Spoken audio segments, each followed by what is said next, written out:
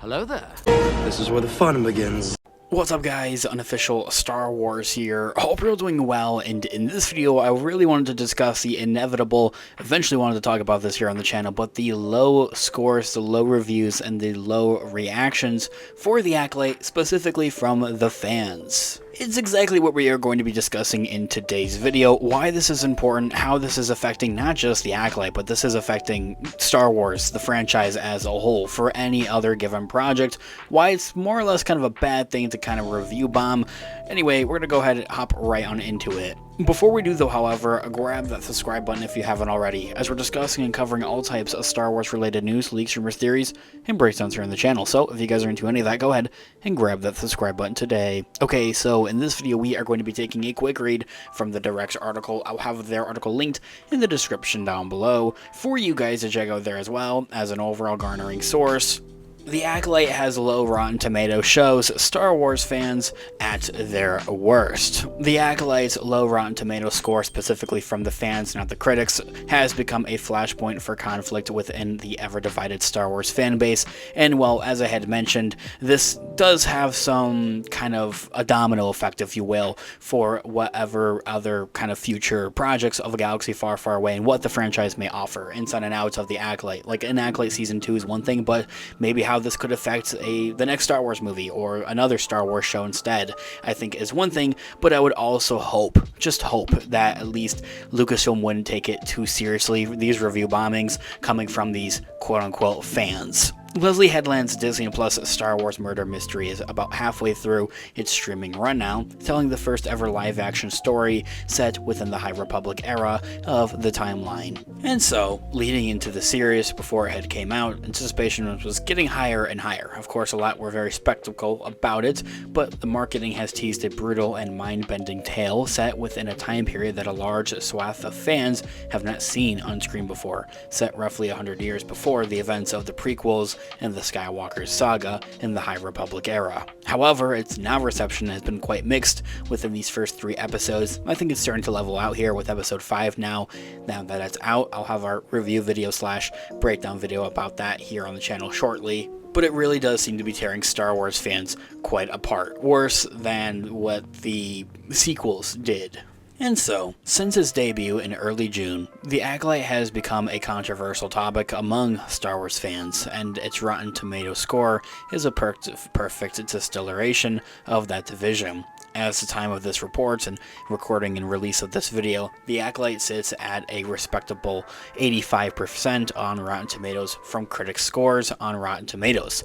That is quite stark of a contrast to its 13% audience score in contrast to it.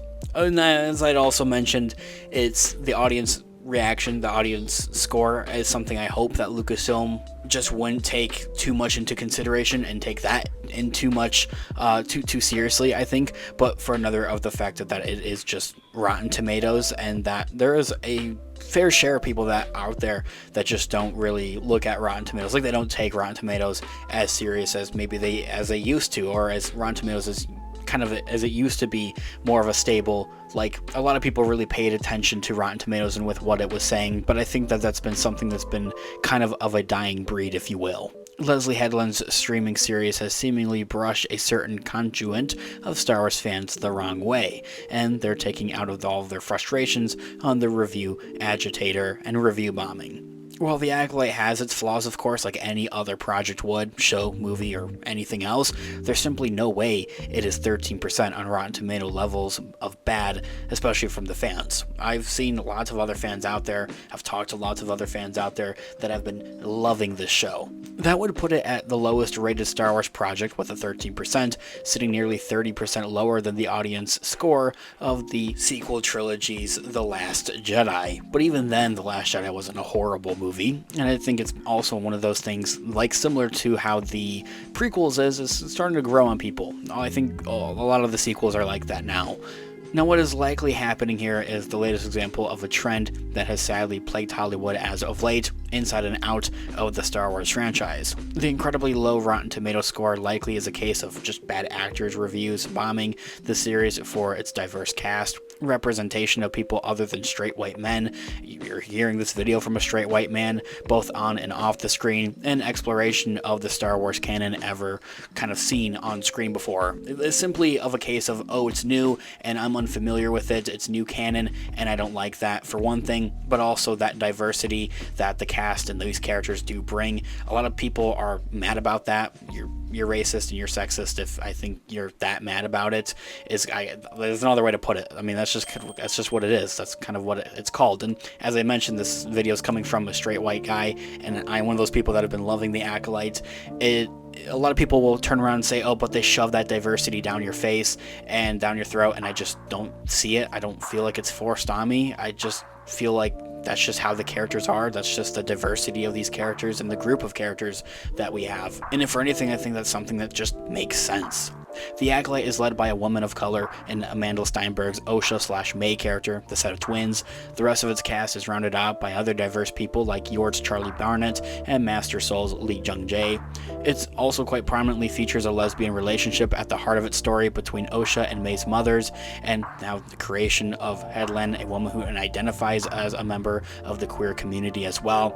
Just all that in itself has a lot of people upset. Stuff that doesn't actually relate to the story of the Acolyte, and that's kind of what's more mind-boggling about it, I think, if for anything. You can call me stupid in the comments down below, but the whole idea of this lesbian relationship between Osha and May's mothers, it definitely is not shoved in your face and down your throat, because I did not actually know that was what was going on. My first watch around, it took me to talk to my brother and his wife, and they pointed it out. I was like, oh, I didn't even know. So yeah, if you want to say that they're shoving, that diversity in your face and down your throat, you're wrong. I don't know how else to put it. I don't see it, and I'm one of those fans that's looking at every other minute detail. The inclusion of these diverse elements has long been the subject of attacks by bigots, closed-minded individuals who think that they cannot connect to something on screen because they do not look like or live like those characters that they're watching. That's just not the case. Yeah, open your mind a little. This, compounded with new explorations of the Force abilities, and kind of how it works, and playing with the Star Wars canon in new and interesting ways, makes the Acolyte a lightning rod for the most controversial members of the Star Wars community. Putting it into this other idea of, if they didn't play with new ideas of the Force, people would still complain and think that it would be boring. As I had mentioned, I don't want to get too far into all of this controversy. I like to keep it a little bit more well-rounded here on the channel typically, but this video, it's kind of just telling you guys the truth. This is what's going on. This is what articles are reporting on. And, well, yeah, love to hear what you guys think in the comments down below. And I'll catch you guys in the next one. May the Force be with you as always. Peace out.